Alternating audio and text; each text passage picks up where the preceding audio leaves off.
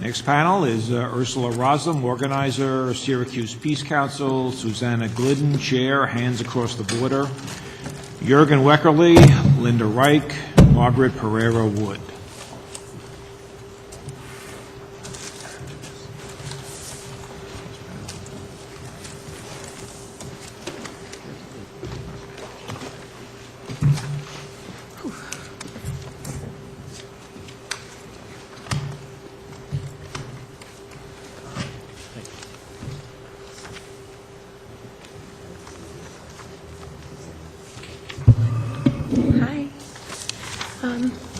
Maybe I'll start as the rest of the panel is sitting down because it's already so late.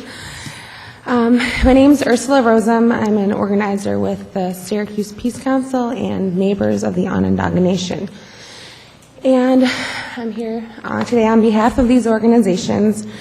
And I'll just tell you from the start that the Peace Council and Neighbors of the Onondaga Nation support a full permanent ban on hydrofracking in New York. Mostly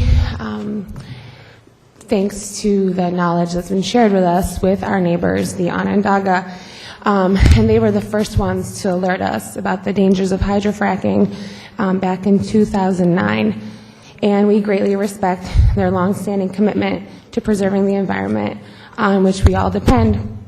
And I really do want to thank you all for sticking it out this late in the evening. This year marks the 400-year anniversary of the Tura Wampum, which is the first treaty between the Haudenosaunee and the European settlers. And for those that might not know, Haudenosaunee is the traditional name for what many people know as the Iroquois Confederacy. And to this day, our Haudenosaunee neighbors retain the Tura Wampum belt on which this treaty was recorded. And the belt illustrates a mutual friendship, peace between people, and living in parallel in perpetuity. And a key point of this agreement and the basis for living in peace is that we have to respect the laws of nature. And issuing hydrofracking permits would not just be a violation of this first treaty, the Tura Wampum, but also a violation of the DEC's own policy of contact, cooperation, and consultation with Indian nations, CP 42. And it would also be a violation of the UN Declaration of the Rights of Indigenous People. Article 32 of the UN Declaration states that governments shall consult and cooperate in good faith with the indigenous people concerned through their own respective institutions in order to obtain their free and informed consent prior to the approval of any project affecting their lands or territories and other resources, particularly in connection with the development, utilization, or exploitation of mineral, water, or other resources. Given the serious risks posed by hydrofracking to the land, air, water, and ecosystems throughout New York and beyond, it is essential that New York State consult with the Haudenosaunee.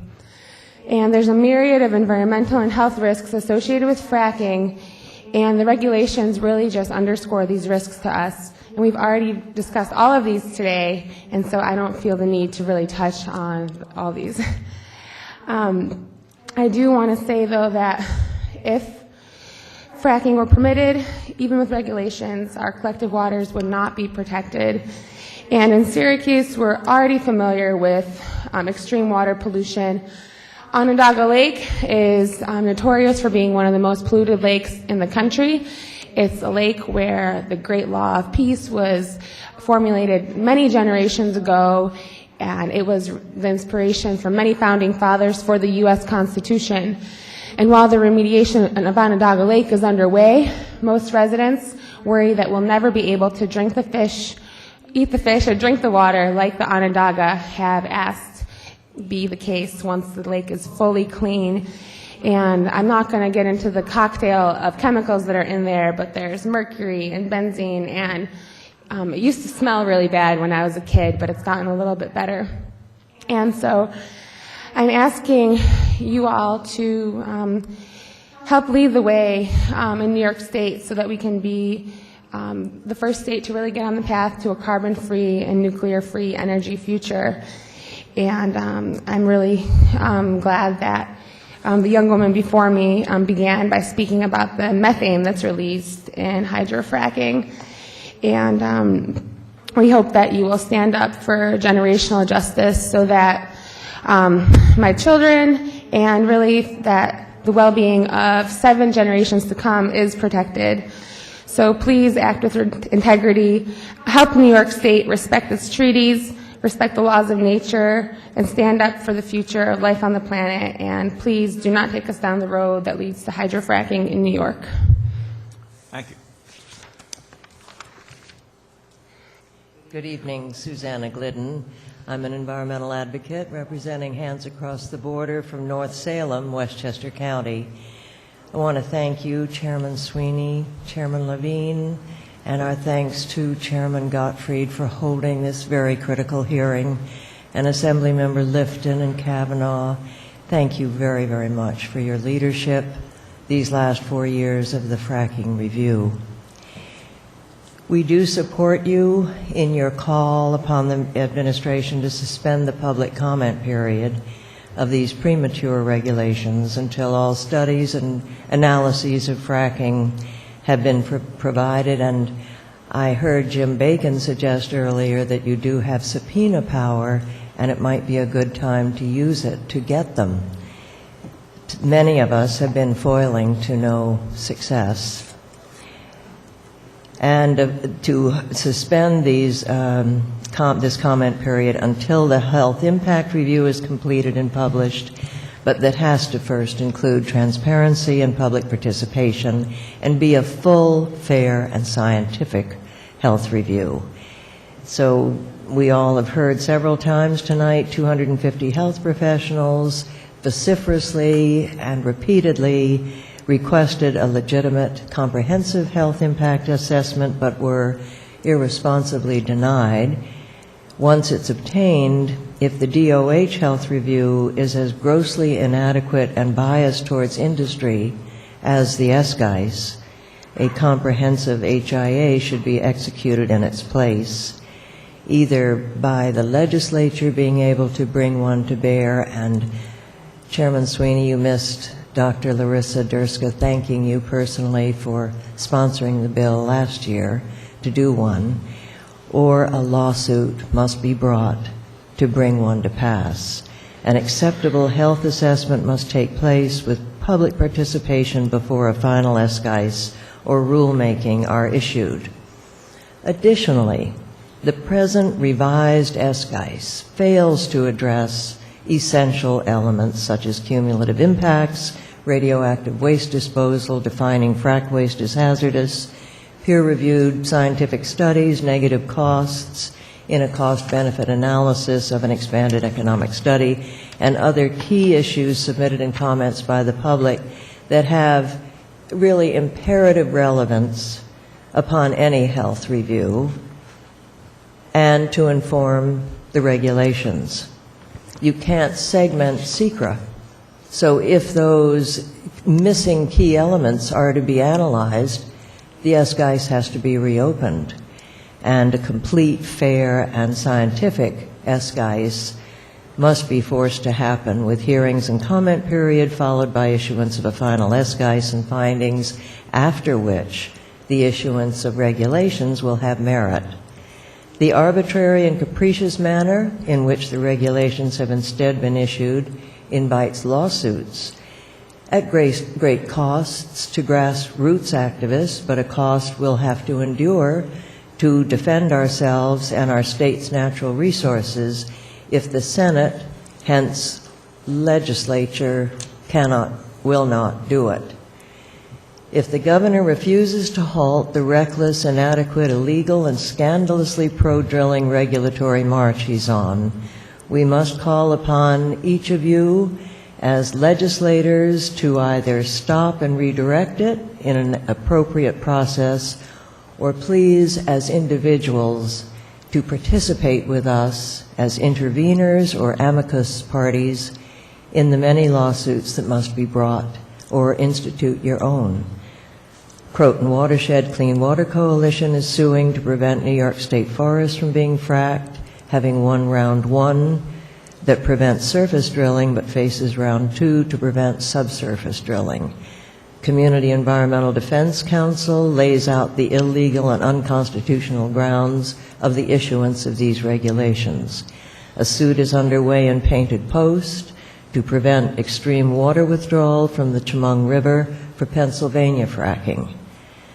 If immediate, and by that we do mean within the next very few weeks before the governor might make a decision in late February, is not forthcoming, other suits are needed to define frack waste as hazardous, a bill that has to be passed very quickly to be of help, a bill against compulsory integration, a suit to sue against the gag non-disclosure agreements, and to force analyses of cumulative impacts, radioactivity, expanded economics, waste disposal, or the multitudinous other features of this apparent criminal conspiracy that we face. We can no longer allow the status quo of dysfunctional New York State legislative gridlock because of the Senate and their failure to act that fails to protect our lives and natural resources against fracking's rape and ruin. If gridlock cannot be broken quickly by passing Has Waste, a moratorium, we count on each of your strong legal participation with us to keep our state and everything we hold dear protected. Our water, land, food, forest, air, health, livestock, pets, biodiversity, ecosystems, property values, state tax base, sustainable industries, economy, our lives. We cannot be colonized and made into a Superfund toxic waste dump exempt from federal and state protection. A governor and his administration's agency heads whose rash behavior blatantly fails to protect public safety, a primary mandate, and our natural resources for our survival should, at the earliest opportunity, be removed from office. Thank you for this opportunity to comment. Thank you.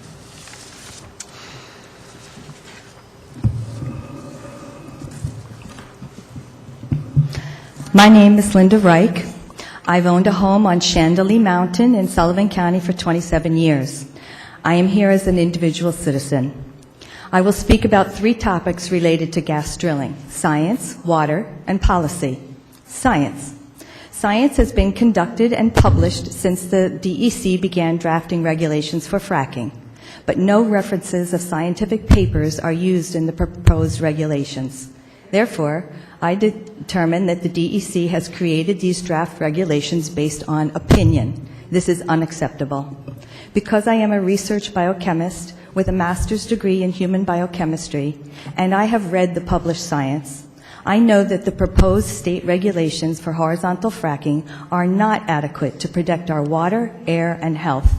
Based on the science, I believe that it is possible for drilling and high-pressure injections that occur horizontally at depths thousands of feet into the earth to increase system connectivity and make leaks more likely.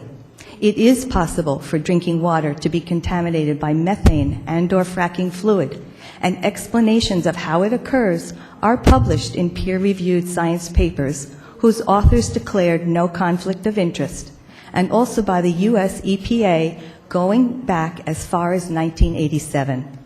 The ignorance of the New York State DEC, shown by its deficit of published science in these regulations, is appalling and unacceptable. Water.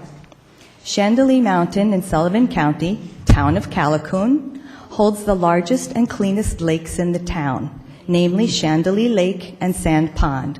The 2 lakes, which are about 0.12 square miles each, are located at the top of the mountain, and they're full year-round. Consider this.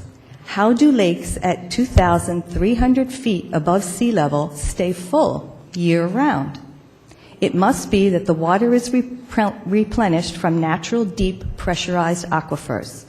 The system of waters must be extensive, as evidenced by pockets of cold water commonly felt as one swims through the waters. The outlet brooks of these 2 lakes and another 2 brooks, namely Panther Rock Brook and Cattail Brook, originate on the mountain. These 4 brooks comprise 1/2 of the 8 New York State recognized principal aquifers supplying the town with free, abundant, high-quality natural water. Existing conditions on Chandelier Mountain pose risks to this water supply. There are 2 uncapped vertical gas or oil wells from earlier years, and a lease for gas drilling exists. New York State DOT maintains some of the roads in the area, and frac waste brine may be used as de-icer on Chandelier Mountain. The high salinity, radioactivity, and toxic chemical mix in de-icing brine should not be applied to roads there, because the runoff will eventually reach the lakes, the streams, the livestock, and the crops nearby. Horizontal drilling will be allowed under the mountaintop lakes and through the principal aquifers. With no setback footage and allowance of drilling horizontally through the principal aquifers, there is a high risk of contaminating the drinking water supply to the town of Callicoon residents who, historically, have a free, abundant, clean, natural water supply to their wells. The DEC regulation of a 500-foot setback between well pads and private wells has no basis in science, and there are also no rules for noise reduction of drilling, flaring, and trucks. Today I heard that that setback should be at least 4,000 feet. I ask that the DEC pause and redo regulations as needed to better protect this 1/2 of the natural water supply to the town and private wells. Industrial contamination must be proactively researched, starting with disclosure of the chemicals being used in fracking injections and also the components of fracking flowback fluid, including naturally occurring toxic chemicals from deep in the earth that are brought to the surface. These must be named and made available as public knowledge. Policy. Board members of the town of Callicoon stand to individually benefit from the business of gas fracking. To date, the town has not enacted protective measures for the people or lands of the town from environmental destruction by gas drilling. In spite of this, I want you to know that the majority of residents are not in favor of living in an industrial zone and oppose gas drilling. Their views have been public in surveys, by petitions, and by speaking at public hearings. The DEC should pay attention to West Virginia, where mountaintop removal for coal has displaced locally staffed mining jobs and caused pollution of streams for 40 years. Patriot Coal, the second largest producer of surface mined coal, recently became the first mining company to acknowledge that their payment of the costs to clean up their environmental destruction does not make environmental or economic sense. Patriot is quitting mountaintop removal. Yay. Please do not replay this scenario in New York State with gas fracking at the expense of healthy living in a healthy environment. Remember, it takes a healthy environment to produce a healthy economy. We must galvanize our efforts to change to alternative sources of energy, especially wind, water, and solar. We must remove government subsidies for fossil fuels and expose the New York State DEC bias towards gas by corrupting the words in the statute ECL 23 from, quote, regulate oil and gas, unquote, to, quote, promote oil and gas, unquote. I would like you to know that there have been scientific calculations and peer-reviewed publications about how many units of wind, water, and sun energy it will take to convert all of the new energy in the world to clean, sustainable energy by 2030 and be off fossil fuels completely by 2050. The land mass needed for all the wind turbines is less than 1% of the Earth's land mass. You may find the main researcher for this work by searching for Mark Z.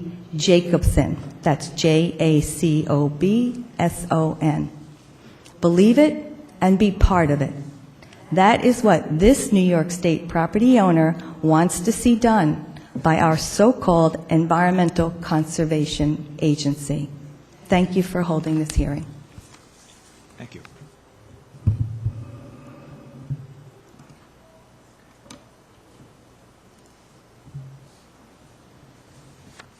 Committee chairs, is on. Committee chairs, members of the Assembly, good evening. My name is Jurgen Wekerle. I'm a resident of Orange County. I'm a volunteer with the Sierra Club, and I am currently vice chair of New York's Atlantic chapter. I'd like to make just a few comments on what was said earlier regarding the setbacks. In reading through the regulations, I stopped cold when the distances concluded with the paragraph that all these distances are subject to variances approved by the DEC. That means we have rules and regs, we have distances except when we don't. There's another section in there regarding buds. What is a bud? Best use determination. It's another loophole. Whatever is there has a way of not being enforced or changed without much review at all. It is an internal department decision. Those variances, those loopholes have to be looked at just as much as the rules that allow hazardous frac waste to avoid regulation.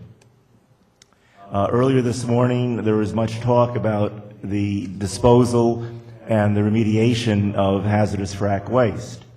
I just wanted to call your attention to a presentation by Professor Radozev Bidak, the head of the engineering department of the University of Pittsburgh, who is a supporter of fracking.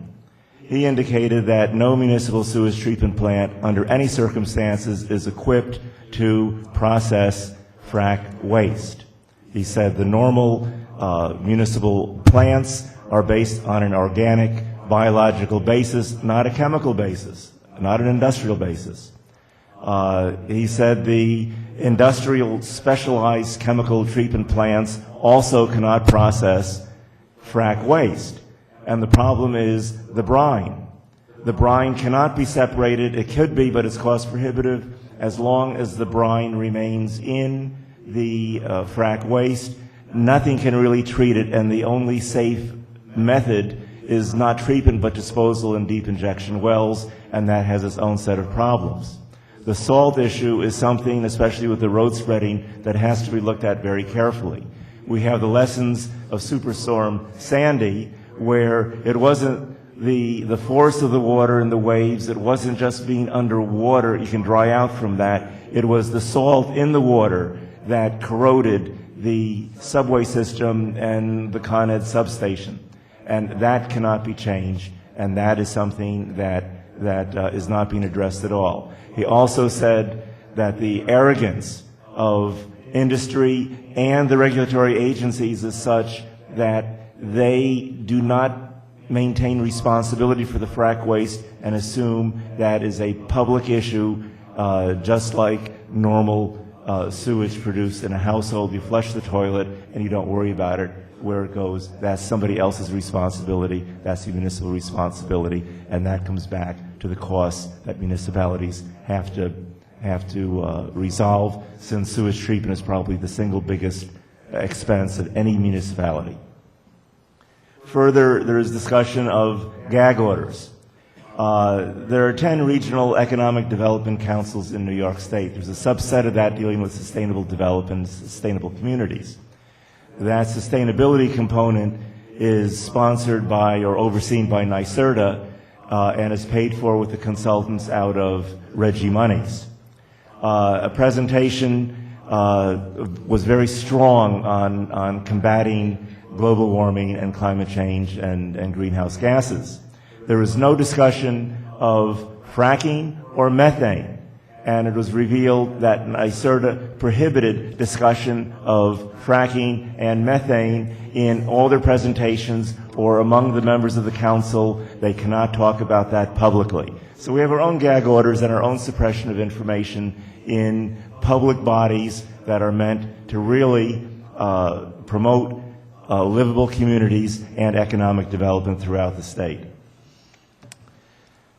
Section 6.8 of the SGICE and the Economic Assessment Report upon which that was informed appear to be incorporated by reference into these rules and regulations. Whenever you look through them and you talk about economic development and positive tax flow and cost to municipalities, it always refers back to that section. The DEC falsely asserts that gas reserves and gas production from fracking is real property, and that assertion will therefore increase property values and thereby will increase property tax revenues upon which county, city, town, village governments, school districts, and special tax districts all depend, and that those increased property taxes will offset any and all drilling costs to be shouldered by the municipalities. No comprehensive cost-benefit study was conducted. Omitted was any mention of the primary role of real estate, banking, and insurance industry in the local economy, which is really the major industry that has been keeping our national and regional economies going for the last 30 years.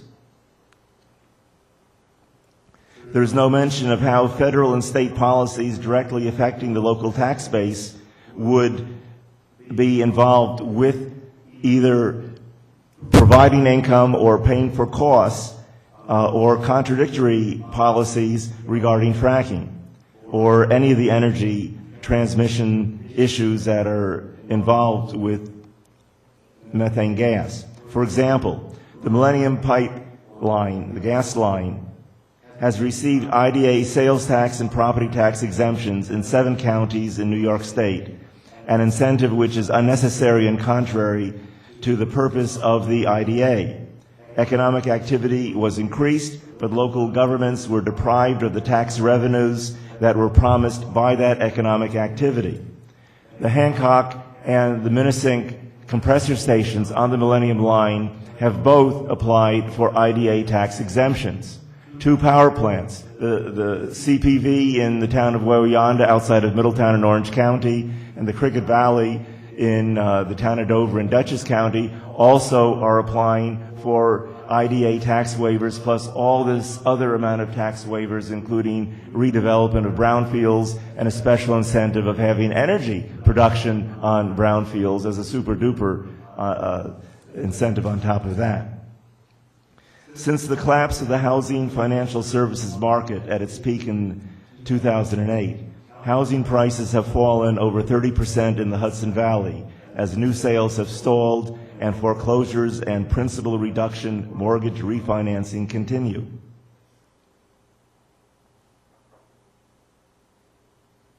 State and local budgets are in a crisis due to overall price retrenchments, high valuations that supported fixed expenses which are being recalculated downward, tax revenue is falling, and costs are rising.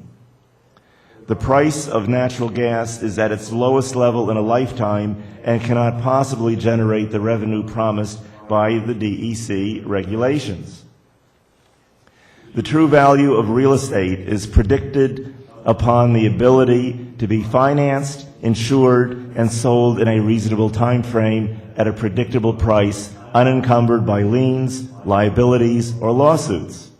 The value of the collateral guaranteeing the existing mortgage is related to the ability to liquidate and sell the property to the next buyer at market rates, not depressed prices. Gas leases, whether or not drilling and or pollution occur, alter the ownership and control of the subsurface as well as the above-ground use of the property. Once a lease is sold, the landowner no longer owns the gas asset and has restricted use of the surface where well pads, feeder pipelines, frac waste storage facilities, easements, etc. may be constructed. Banks are declining to finance homes with gas leases due to the anti-degradation rules contained within the mortgage. I know my mortgage was very clear. I cannot pollute. I'm based on well water. They're very sensitive to that. I almost have to sign my life away. promising never to pollute ever, and the prior owner had to attest that there was no known pollution in the lifetime or prior to their purchase. Properties with existing mortgages require prior bank approval to sell a gas lease. So, if we have a mortgage right now and the landsman comes knocking at the door, the bank has to be consulted. We are discovering that none of that has ever taken place. The foreclosure issue shows that the banks who had a primary interest and whatever the lending institution was, or the hedge funds or the derivatives or Fannie Mae and Freddie Mac who ended up with these, who repackaged the mortgages, God knows where they ended up, never could identify who actually owned the mortgage on the foreclosure process. That was the whole robo-signing thing. That's what we're seeing with all these settlements that are taking place right now of false foreclosures. They couldn't find who owned the mortgage. They couldn't really sign approval for a gas lease. All those properties are in jeopardy right now. It is something that really isn't discussed and should be deserves its own hearing. Further, without such approval and without home insurance, a mortgage default could be declared by the mortgage owner, whoever that owner might be. Under such circumstances, the gas lease would need to be nullified or the mortgage would have to be paid in full. Further, the landowner may have sold the gas but still shares all pollution liability caused by the frack process, as well as financial liability for any unpaid bills incurred by the drilling operator. We heard several examples where the drilling operators incurred huge amounts of money, declared bankruptcy, and left. The landowner is subject, since that land title is attached to the property values, not the gas lease, not the ephemeral gas that has dissipated. The problem is all of the liability issues, all of the banking lease approvals apply equally to the involuntary homeowners that were incorporated into the compulsory integration process. They are facing the same devaluation of their properties. They are facing the same issues of insurance coverage. They are facing the same issues of having to pay back mortgages, and they are facing the same issues of liability, financial liability for debt owed by the drillers or anybody involved with the gas process, and they never willingly participated. But they are sucked into that compulsory zoning. They do not get a signing bonus. This was talked about earlier. They do, however, get the 12.5% royalty, and they have, in effect, no say. Their property is related to an eminent domain proceeding, but they are kind of stuck on the hook because they cannot say no, and the state authorized it. That's the problem. The risk of pollution lowers the value of the property, and actual pollution could prevent any sale or transfer at all. The property could even be condemned. The worst case scenario is that the property is foreclosed, becomes abandoned, cannot be sold, and the municipality collects no tax revenue, but instead inherits all of the liability, just like in the days of urban renewal, when the owners walked away from the property, and we still have the hollowed out cities to show for that today. High tax rates, low tax base. A preview of the consequences of pollution when we talk about large scale efforts, it's hard to get a handle on. But when we talk about some very small things that are personalized, it has a whole different picture. A preview is the tragedy currently taking place and experienced by 4 families in the town of Goshen in Orange County. Their water wells have been contaminated by MTBE, which leaked from adjacent Orange County DPW gasoline tanks. The county takes no responsibility, just like Cabot Oil or Chesapeake, for the damage. The town doesn't help. The DEC has identified the problem. They know what the cause is. They know it has to be done, but apparently has no enforcement or remediation authority. The families are still without water. They cannot sell their homes. They cannot afford to move elsewhere. They are prisoners within their own homes. The issue of how value is transferred from the gas process to municipalities, that's touted, all this revenue is coming in, is via the ad valorem tax, which, if you can find anybody to explain it, good luck. I tried a little bit, so bear with me here. The ad valorem tax is the only direct means for local government to collect revenue from the fracking gas production process. The DEC, however, has misrepresented the tax as a property tax. They even call it in their documents the ad valorem property tax, and classifies all unextracted gas reserves, extracted gas, and all physical well equipment and structures as real property, as though they were like dwellings or barns subject to traditionally understood real estate property tax rules. Your house, my house, the business down the road. Mr. Wekerle, could I ask you to try and bring this to a conclusion? Well, okay, the tax, the very definition, it is the lease owner and the producer who pays the tax, not the lease seller or the landowner. It appears that the DEC definition and description of the ad valorem tax is a ruse that serves to inflate the value and the duration of the fracking process and gas production, which projects a much higher valuation and tax revenue that the DEC asserts will relieve municipalities of their obligations. The false description of the ad valorem tax in the proposed regulations and the other documents distorts all municipal revenue and cost projections and must be corrected. A larger concern is raised regarding these proposed regulations. If the DEC cannot resolve or enforce a tiny but lethal MTBE spill that contaminated an aquifer in the town of Goshen, how can the DEC be trusted to regulate, monitor, or enforce 40,000 or more frac wells to be located throughout New York State? Thank you very much. Thank you. Margaret, it must be your turn. Yes.